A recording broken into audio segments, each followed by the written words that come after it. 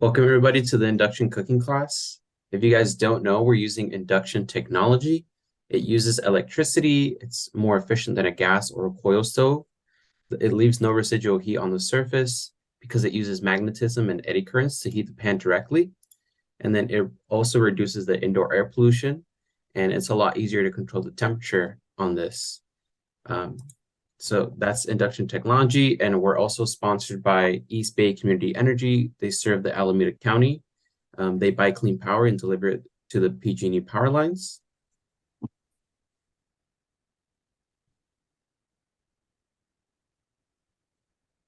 And if you guys wanted to rent out your own induction cooktop, you guys can go to ebce.org/induction cooking apply to rent yours out for a whole month. This is what it looks like on the right. And I will post the recipe in the chat right now. But without further ado, I'll pass it over to Chef Kelvin. Thank you, Irving. Hello, everybody. Welcome. Happy Tuesday. Typically, we usually have this class on Thursday, but we're doing it a little earlier this week. So today, you guys, we're going to be doing something completely different.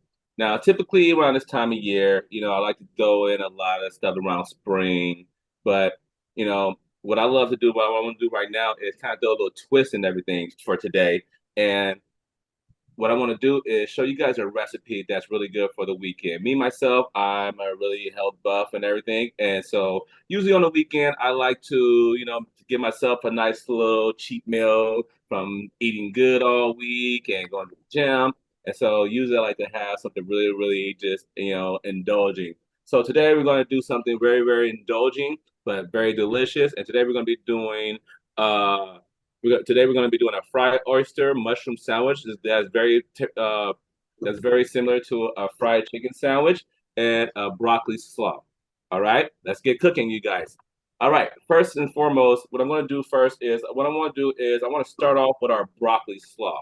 Okay, you can find your broccoli slaw at any Safeway, any market. Just get a bag of broccoli slaw, which comes with carrots, it comes with broccoli, comes with cabbage, and looks just like this. But we're gonna dress this bad boy up. All right. So we have our broccoli. So we have about 2 cups of that, and then right now we're gonna do is we're gonna come and start off with our dressing.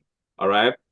So first things first, we're gonna need about 3 tablespoons of vegan mayonnaise. You can also find that at your local store. We're also gonna need about two teaspoons of apple cider vinegar. We're gonna need some 2 teaspoons of sweet pickle relish, and then some salt, pepper, just to flavor it up, and then some thinly sliced onions. So first of all, we have our mayo, we have our slaw. Now I'm gonna go ahead and just grab my onion because I want to get that sliced up. Now, for an onion, it's very, very important that we make sure that we are slicing this thing very, very thin, okay? Because we want that. What we don't want is that onion to overpower everything, overpower our slaw. What we want to do is we want it to complement it. Okay, so that's why I like to make sure that we cut it, that we slice it very, very thin, because you just want to get like a hint of that. Okay, so for this one, I'm just going to use half of one. And what I'm going to do is I'm not going to slice it like we're dicing it. What I'm going to do is I'm going to slice both ends. Now, typically, I will keep this end on if I'm going to be dicing it, but we're going to take that off as well as the other end. Now, when you do that, that definitely makes it a lot easier for you to peel. Okay, so I'm going to go ahead and get that first layer off. Make sure you get some of that skin off because that can be very, very slippery. And also, too, if you're slicing things, it can be very, very dangerous. Now, when it comes to slicing, there's 2 different ways you can slice it. Now, if you're a pro at it, you can go ahead and just start slicing it very, very thin. But if you're not too sure about your knife skills, what I suggest you do is you start peeling off these layers. So I'm going to peel off a layer just to show you guys. I'm just going to peel off one layer, and it really helps. And I'll just flatten it out, and it really helps when it comes to slicing it very, very thin. Okay, you can smash it down, and then make sure that you keep your fingers out of the way.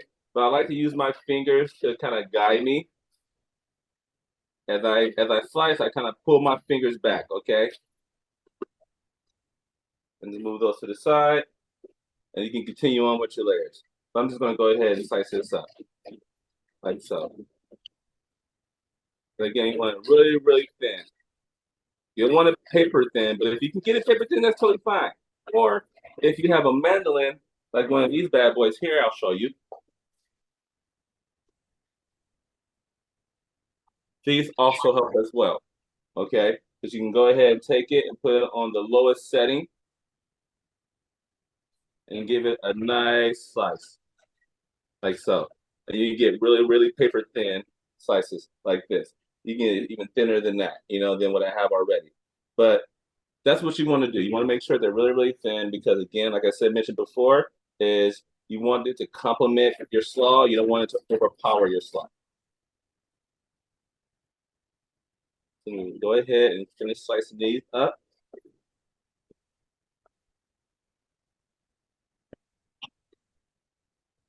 And then I'm going to go ahead and add that to my slaw.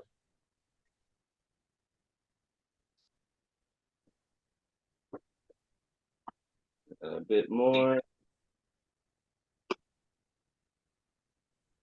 I'll save these for later.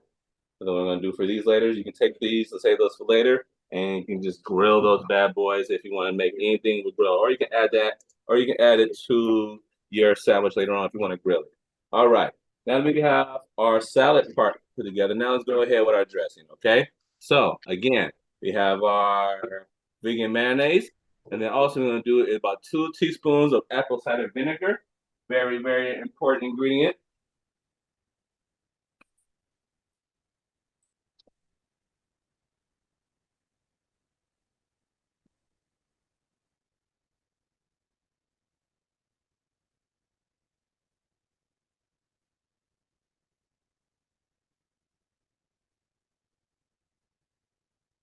There we are.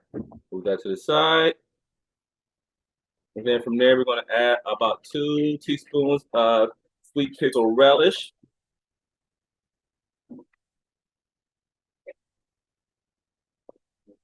And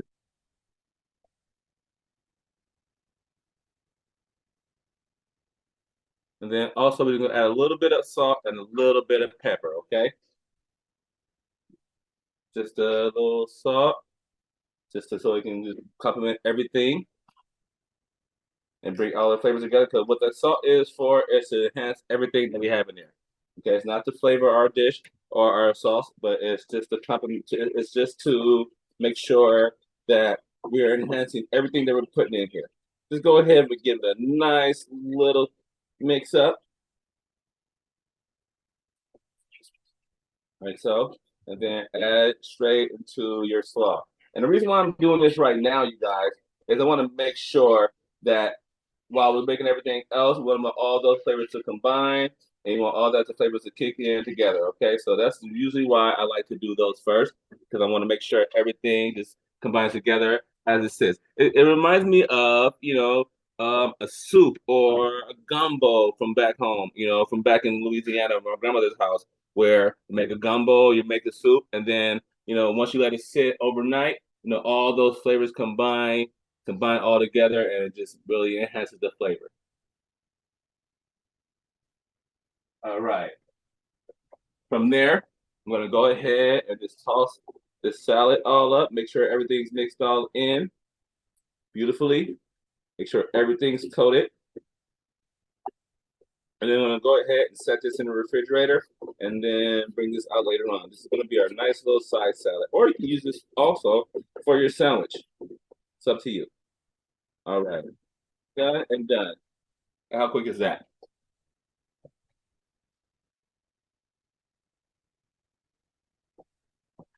All right.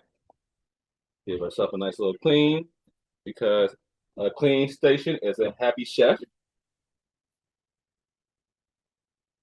And plus, if you clean as you go, you don't have to worry about cleaning up later on. All right. Now, moving on to our main event, and that's going to be our sandwich. So first thing you need to have is you're going to need about 8 ounces of oyster mushrooms. And if you've never seen oyster mushrooms before, they look like this. Usually they come all bunched up together like so. And this is how you want them. You don't want to pull them apart, okay? Because you want them in big, nice clusters like this, okay? The reason why you want to have them in big, nice clusters because it's really going to really resemble a nice piece of chicken. And so that's why I keep these all together, okay? If you feel like it's a little bit too big, you can just peel apart a little bit of it, but I like to keep them in big clusters like this. Okay, maybe this one's a little bit too big, so I'm gonna go ahead and slice this in half, like so, and then we're gonna put those to the side right now. All right, now for our sandwich, we need two different batters. We're gonna need a dry and we're gonna need a wet. All right, so for our wet, we're gonna need about a cup and a half of flour. We're going to also need about 1.5 cups of plant-based milk. Now, I like to use more of a unflavored plant-based milk. So for this one, I go with my usual one, which is a flaxseed one. You can find that at your local store, but you can also use almond milk as well too. I suggest to stay away from oat milk because it does have a little bit of sweetness to it. But you want something that's really unflavored. Okay, so I have my flour here, and then we also going to need some seasoning. Okay, we need some spices. So we have about 2 teaspoons of onion powder. You're gonna go ahead and add that in. 2 teaspoons of garlic powder. You're gonna go ahead and add that in. Then we're also gonna need about 2 teaspoons of paprika. And then also we're gonna need about a little bit of sea salt, or you can use kosher salt. I'm more of a kosher salt type of person. But if you don't have either of those, you can use table salt. That's totally fine. And I need a teaspoon of that. And then also we're gonna need about a teaspoon of oregano. And that's it. Okay. And then we can also use chili flakes, but I'm going to go without the chili flakes today. All right. Then you want to go ahead and mix those all in. And it's just like if you're frying chicken. Okay, you guys. One thing about chicken, if you're frying anything like that, you always want to make sure that your flour is seasoned, or your batter is seasoned. It's really going to help with the flavor. All right. And then from there, I'm going to go ahead. Now I'm going to add in my milk.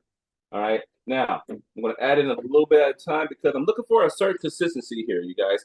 I'm looking for a nice batterish consistency. So I'm going to add a little bit at a time, mix that in because you want it to be able, you want it thin enough, but you want it thick enough to where you can coat your mushroom. Okay, that's the biggest thing. You want to make sure that it's thick enough to coat your mushroom because that's really going to help with keeping that flour, that batter, that dry batter onto your mushrooms. But you don't want to put too much in there. That's why I'm only doing a little at a time. Then I mix it in, and then I add the rest. All right, we're almost there. All right, and then I'm gonna add the rest in there. Perfect. Make sure that's all mixed in. You see all those spices in there. All right, so we have that batter all put together. Perfect. This is what we're looking for right here. A little thick, but not too thick, and a little thin. And we're gonna move that to the side. We don't need this whisk anymore right now. Keep a nice little clean because, of course, I like to be a little bit clean.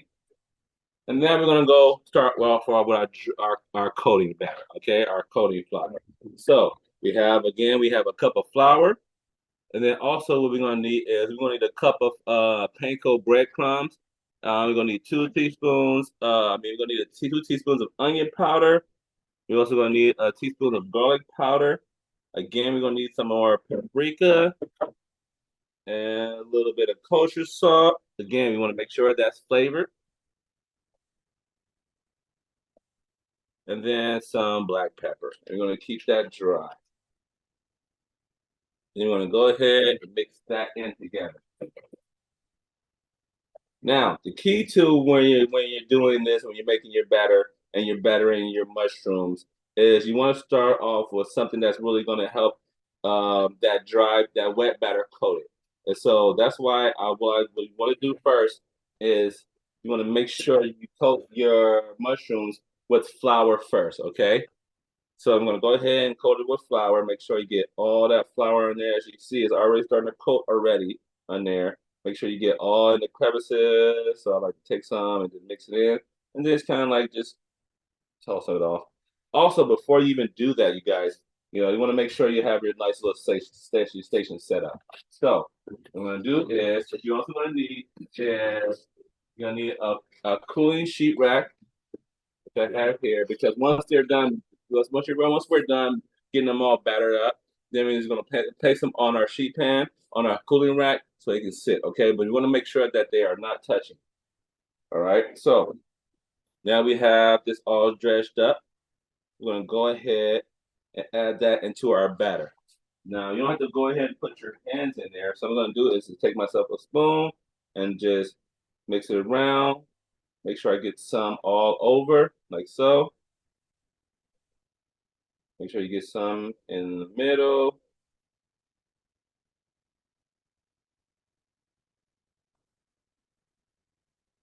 And then I'm gonna pull this out. Looks like I'm gonna have to get my hands dirty a little bit, but that's totally fine. But sometimes you gotta get a little dirty. Then from there, you wanna get all that excess off. So I'm gonna give it a nice little tap on the side. And then I'm gonna add it right back into my flour, okay? But this time, what I'm gonna do is before I even do that, okay, is I'm gonna put these to the side first. The reason why I'm gonna put these to the side first is because I still have to put my panko in here. That panko is really gonna make that dry really really crispy and really gonna make your mushrooms really really crispy when we fry these bad boys up. So make sure you have a container or a bowl or something to put these in for the time being. And then we're just going to continue on with the process, okay? Again, we're going to come with the dry first, get a nice little coating that really helps keep everything going. And then grab your spoon, add some more onto the top. Make sure you get it all covered up because you want all that dry to get right back on there, okay? So give it a nice little flip. And then take it out. Give it a little tap. Make sure you get a lot of that excess off of there. And then we're going to do a couple more.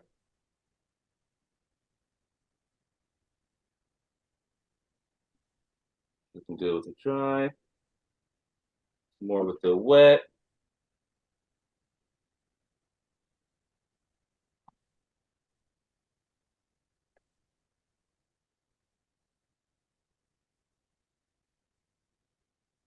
And then let's take this one off and tap a lot of that off, okay? And then probably gonna do one, let's do one more. Get a nice big piece here. There's a nice little cluster here. Get it onto those crevices. And then we're gonna get our last one on here, okay?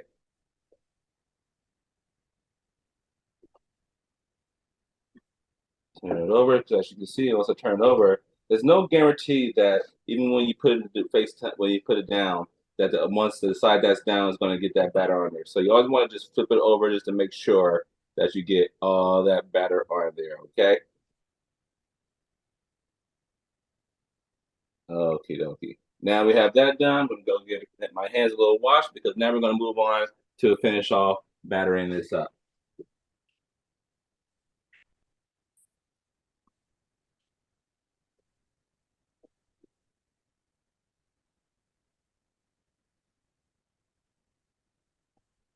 All right.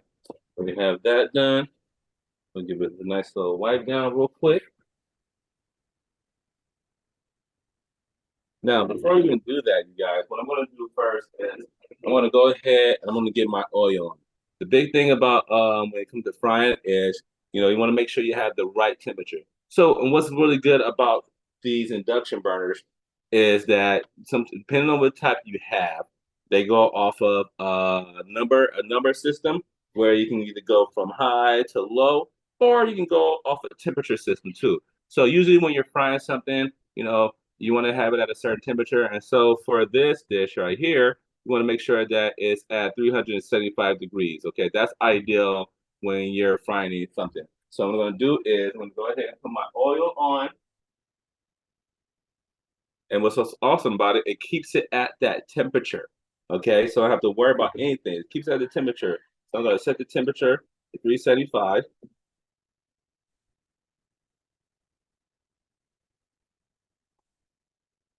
And then let that heat up. All right. Now that we got that going, now I'm going to go ahead and I'm going to add my panko to this batter. And again, I want to make sure this is nice and crispy. So I'm going to go ahead and add that panko into there and give that a nice little mix in. This panko is really going to help. Now, you can also too, if you don't have panko, also too that really helps, that really crisps up your mushrooms as well, is you can actually mix in some cornstarch. If you have cornstarch in the house, you can mix cornstarch with flour as well too, and that really helps. You know, get things really getting your mushrooms really crisp. And make sure this is all mixed in. Perfect. And I'm gonna go ahead and add these right on here.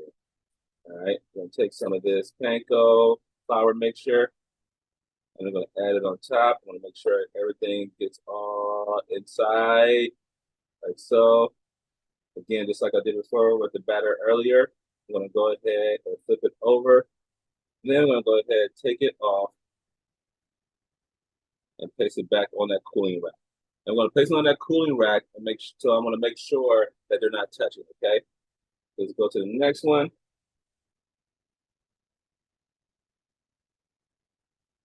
Perfect.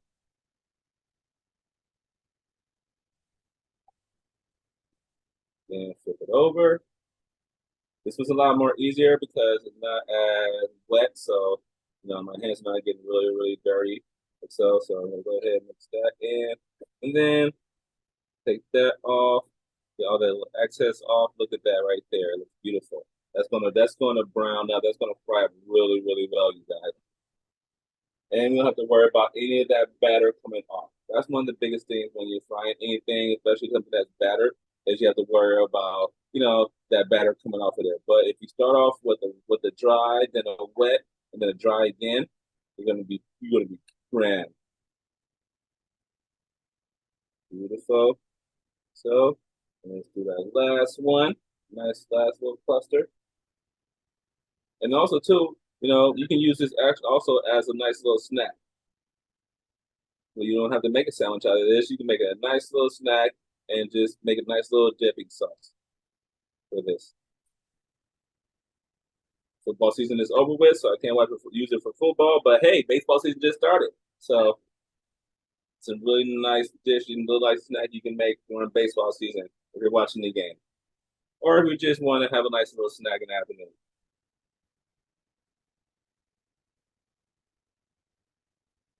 Absolutely. Yes, Peggy. They're not frying yet. They're just right now. We move this over here. So right now they're just on the cooling rack right now, as you can see. They're just on the cooling rack right now. We're definitely gonna make sure you can see them frying up.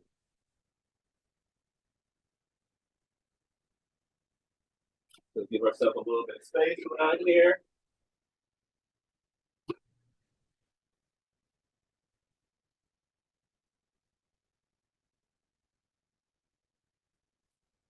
Now, what's important too, guys, make sure you keep that salt around, okay? Because when you're frying something too, you also want to make sure that we are salting our food once they get done, okay? Not a lot of salt, okay, but just a little bit of salt.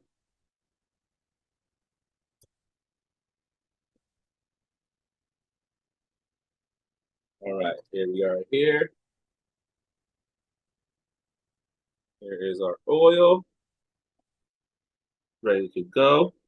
Now, before we even start frying real quick, when I'm having a nice little sandwich, like a fried sandwich, you know, even though we have our slaw, I'm really big on making sure that I have some type of spread for my bun. So I'm gonna take some more of that mayo. I'm gonna take a little bit of that mayo. I'm gonna add some more of that pickle relish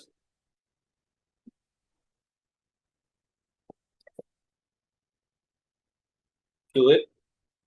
It's like a nice little spoonful. And then from there, I like a little bit of heat. So what I'm gonna do is I'm gonna add a little bit of sriracha to that, okay? A little bit of sriracha. Now it's really up to you guys as far as what kind of spice if you're gonna make this. It's really up to you what kind of hot sauce you're gonna use. But I'm a real big fan of sriracha. I like to also use a little bit of crystals. But if you don't have that, you can also use tapatio as well. It's really up to you. Just go ahead and get that a nice little mixture. Mix that in together to give it a little bit of heat. So I'm gonna push that to the side. All right. Okie dokie. Back to our chicken or our mushroom chicken, I'd like to call it. And then also make sure you have yourself a slotted spoon, like so, when you're pulling that out. Okay. And the good thing about it is too, when you're frying this up, you don't necessarily really have to worry about having like any paper towels down or anything like that. We're gonna take them off our cooling rack. We're gonna throw them in there and then put it right back on our cooling rack. That's really gonna help make sure that all that oil is gonna drip off, and we don't have to worry about any of it being soggy. Because usually, sometimes when you put it on a paper towel, it gets a little bit soggy too, but we're not gonna have to worry about that. One thing I like to do too is I like to do like a little tester to see where my oil is at. So I'm gonna go ahead and toss some little bit pieces in, and look at that. We're already frying up right now. That's perfect. Okay. Now, being that these are mushrooms, you guys, we want to make sure too that we are not overcooking these things. Okay. So we want to make sure that we have it at a really good temperature, that where it doesn't fry really, really fast. Okay. So we're gonna start off with a small one here. I'm gonna go ahead and dip that in and let that cook gradually. This is going to be our nice little tester here. I always like to do a little tester before I go ahead with the whole batch of it. But also, too, you want to make sure that you don't overcrowd your pan. Because if you overcrowd your pan, what usually tends to happen is that temperature drops as much when you add more to there, more than you need in here, and you overcrowd it, then that oil temperature tends to drop, and then it takes a long time for them to fry. And with these being mushrooms, they don't take that long for them to cook. Okay. Also, too, with that batter, you want it to cook so fast.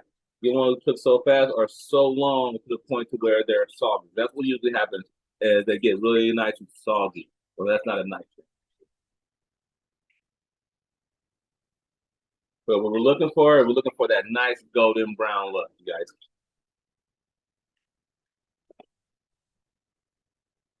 Get this little piece out of there. There you go, little buddy. It needs to get nice and crispy, you guys. Also, I want you guys to remember one thing too. When you're frying something like this too, once you start seeing it start turning golden brown, take it out. And the reason why you want to take it out is continue to cook. Okay, if you leave it in to where it's really dark and brown and everything, then you're gonna get a really dark color. But you want to get that nice golden brown color. And just always remember that it's going to continue to cook because it's still hot, and then it'll continue to give you that really nice golden brown look. That's what we're looking for. We want something that looks very, very delicious, you know, and something that we can eat with our eyes. Because usually when you go out to a restaurant, you know, you see something like this, you want to make sure that it looks really, really good. All right, so this is what we're looking for. Nice and golden brown. We're going to go ahead and push that to the side.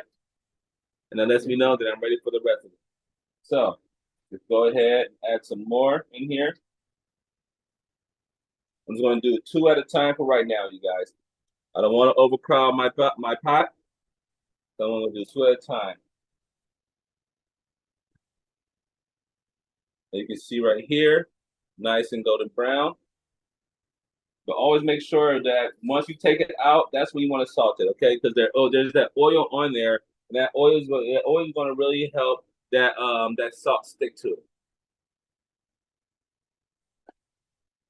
Also, when you're frying, make sure you give it a nice little mix around real quick, just so make sure it doesn't stick to the bottom. That's what we're looking for. And then just use this time right now while it's frying up to do a nice little cleanup. Unless you have somebody that's helping you in the kitchen, then you can have them do all the cleanup while you're cooking. That's why it's always good to have like a sous chef with you, whether it's your kids or your husband or your wife, it don't matter who it is, maybe it's your brother who's staying over for the weekend. Peggy, you asked where do I make this dish at? So I usually make this at home. Um, I do not have a restaurant. I've done this before with catering. I've done it with demos, but mostly I like to use it for myself. You know, um, So, for example, if I have somebody that they want like some more like a southern flair with their catering, and they have somebody that who's a vegan, this is a perfect dish for that. Okay, a lot of my family back in Louisiana, they are real big people, big on fried food, especially fried chicken. But you have some people who don't eat chicken. So for my oil, I only use vegetable oil for this. Okay, really good to use vegetable oil. I have about maybe I only have about I would say about two, like 3 to 4 cups of oil in here. Maybe about two, like two and a half, 3 to 3.5 to 4 cups of oil in there. You want to get it to a point to where um, it's not engulfed in oil. You want some of it to kind of stick out. As you can see in here, you see some of that chicken, some of that mushroom sticking out of the oil. That's what you want. You don't want to deep fry it, okay? But even if you were to deep fry it, the good thing about these mushrooms is once they really start to cook and they're getting done, they will float to the top. Okay, they will float to the top. So you have to worry about that. The only thing you have to really worry about is making sure that you're flipping them over so everything can cook evenly.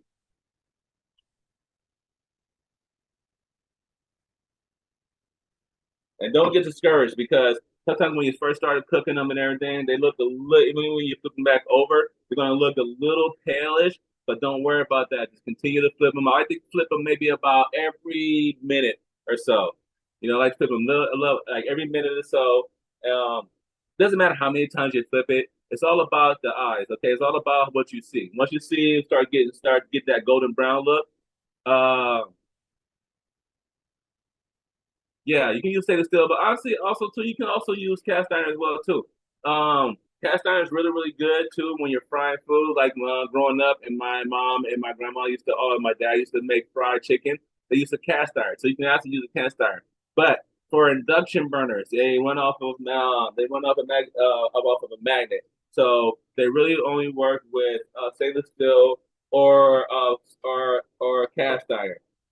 But you can, if you do not have a cast iron or stainless steel, you can go on Amazon and they have like this little sheet that you can put on the bottom of your pot that really helps that actually activates your induction burner. Okay, so if you do not have a cast iron or a stainless steel, go on Amazon. They're really really inexpensive, and you can go and buy one of those, and it works for any pan, any pot. I love the conversations here. I love that. That's one thing I like to tell people about my class is I'm very, very interactive. Okay, so you have questions. Do not be shy. I'm not a shy person. I'll try my best to look at the chat and make sure that I get to answer all your questions. Okay, listen, this looking very, very good. Looking nice and golden brown. This is what I want. Now, as I take these out, I'm going to go ahead and I'm going to add a little bit of salt to them. Not a lot, just a little bit. All right, now I'm going to go ahead and do my last two. Beautiful. These are nice and big clusters here.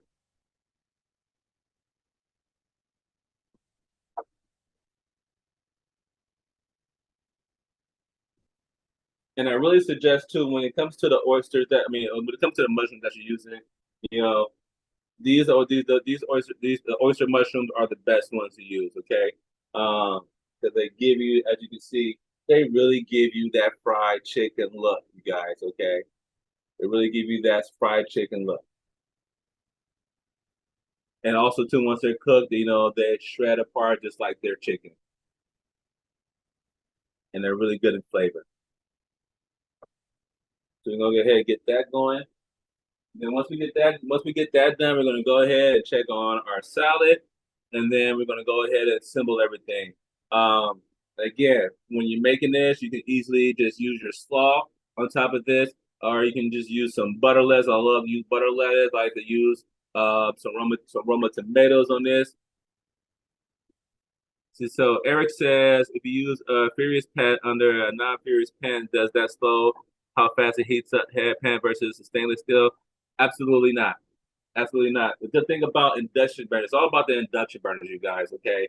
Um, One thing I love about this, honestly, because I'm in my house at my place here, everything's electric as well. But I sometimes when I also do meal prep on the weekends.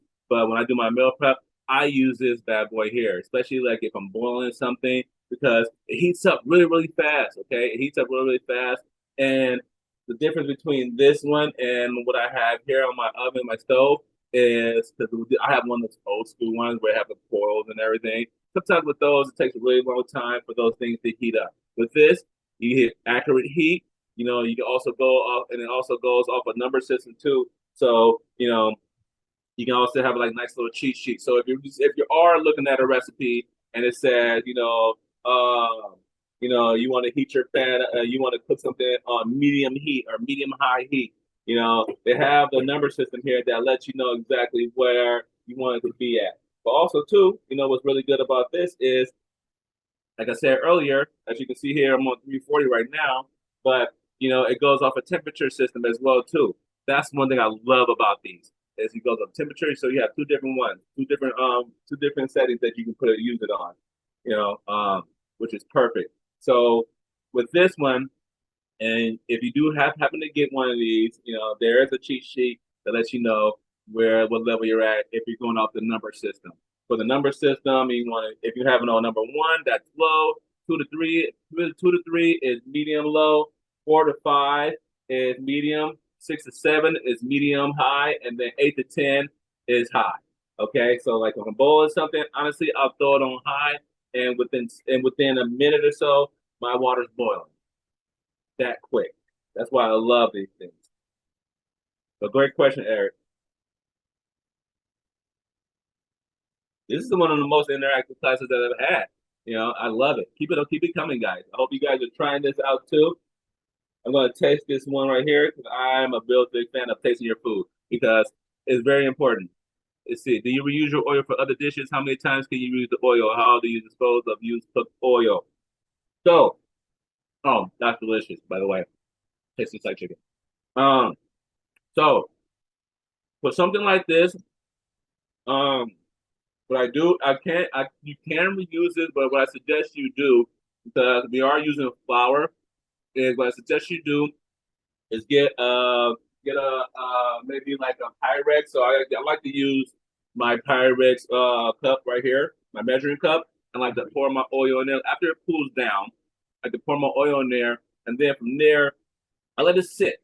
You want to let it sit for a while, okay? Because you want all that flour and everything to collect at the bottom. That way, you don't have to worry about it being all inside. Then I'll probably use it maybe about a couple of times. It all depends on what you're using it for. But for something like this, where it doesn't leave a lot of different particles in there and everything too. And also depends on, how high you're cooking it on. But this right here, that's why I like to keep it at a nice temperature because you don't have to worry about things burning at the bottom. Okay. Um, but I like to use this. I can use this maybe like a couple more times. And how I dispose of it, is after it cools down, I like to put it in a Ziploc bag. Okay. And honestly, for me myself, I have a restaurant that's right around the corner from my house, and they have a bin that they use it for. But you definitely don't want to pour it down your sink. You definitely don't want to pour it down your toilet and everything. You can dispose of it in the garbage. You know, can't recycle it. You don't want to put it in compost either. Let's see here how we're looking. There we go. Look at this, nice and crispy.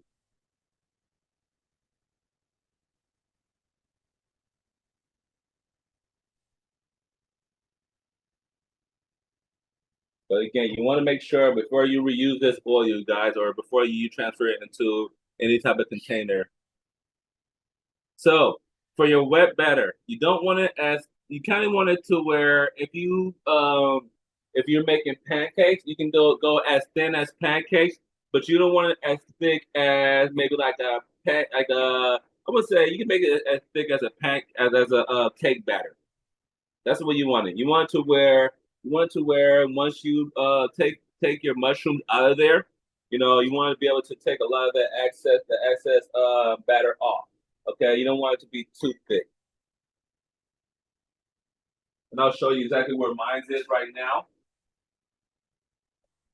So as you can see right here, this is how thick mine is right now.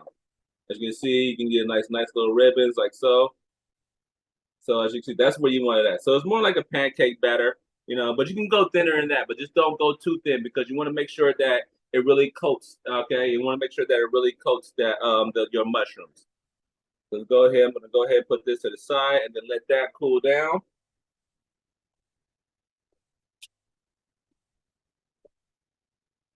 It also helps too if you have a fine mesh strainer, then go ahead and get your or use that fine mesh strainer too when you do drain it. Okay, so you don't get any of those particles in there because they will go in there. Okay.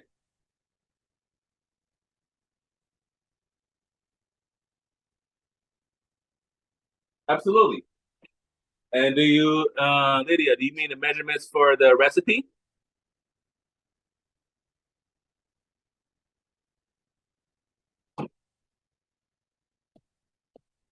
Got you. Okay. And also too, you have the recipe there too. You can use that link. But absolutely, I'll go over the recipe. I'll go over the measurements again. We have a little time. So while this cools down, let's do this. All right. So let's move this to the side again.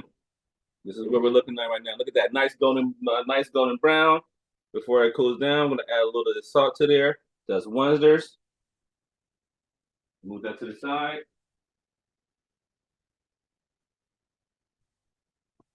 And then I'm gonna go ahead,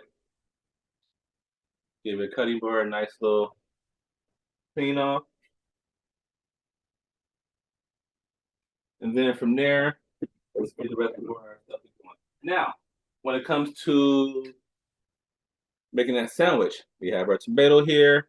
I have my lettuce here that I like to just make sure that it's all nice and dry. So I grab it up, I put it in a little bit of paper towel because I don't want it to soak up.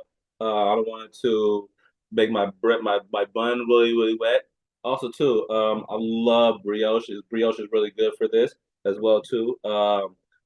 If you're a really big fan of brioche, one thing I suggest you guys do is do it on a skillet or something. Get it nice and crispy on the inside, not the outside. I love that little bite of it, but not to where it's really nice and hard. All right, I'm gonna head and make yourself a couple of slices of tomatoes. I'll do about 3 of them. And I find too when I'm slicing my Roma tomatoes, I like to use a serrated knife, okay, and do like a saw motion. Reason why I like to use serrated knife, it gives you a really nice cut, nice even cut. Sometimes, especially if your knife is not are sharpened, then use a serrated knife. It does wonders. It never do you wrong. Okay. Um, there, I'm going to actually add a little bit of salt in here. I'm going to also add a little bit of pepper on here as well. But it's all your preference. Also, too, what I like to do is sometimes I like to add like a little bit of paprika on there. Sometimes I get creative with it too, as well too, and I'll slice up some tomatoes and I'll toss them in the oven and roast them, and just extracts all those juices as well too. Because this is a hot sandwich, so you want to make sure that your sandwich is nice and hot. But it's all up to you. So we have our tomatoes here. I have my lettuce here. We have our bun. Now I'm gonna go ahead and get that sauce that I made earlier, which was the mayo. It's gonna be the mayo, the pickle relish, and I like a nice little schmear on there. I'm a big fan of the schmear. Every time I go to give myself a sandwich, I like to have a lot of mayo. So I like a nice little schmear. It's one of my pet peeves to get like that nice little thin layer. They give you a little thin layer or something. I like my sandwiches messy. All right. So we have that here. Beautiful. Put that to the side. Make sure you got yourself a nice plate. Then go ahead, add that to there. All right.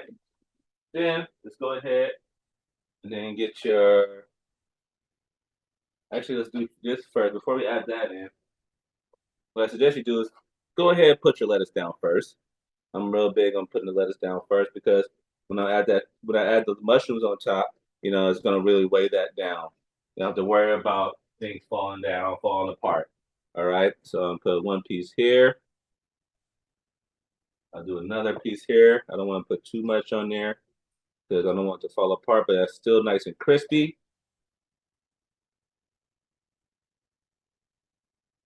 Then go ahead with your tomatoes. Enough for two. And then finish it off with your bun on the side. And then we're going to come with our slaw.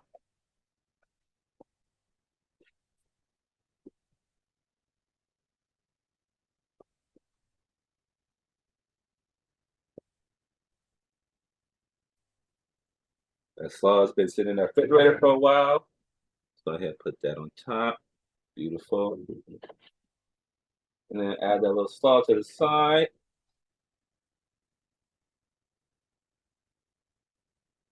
As much as you want. I'm going to go ahead and add all of that. And I know my girlfriend's coming home later on tonight, and she's going to want some of that. So I got to make sure that there's enough for both of us. Because if there's not, she's going to eat all of mine. All right, there you have it. You have our fried mushroom sandwich. Beautiful. Have a nice slaw on the side.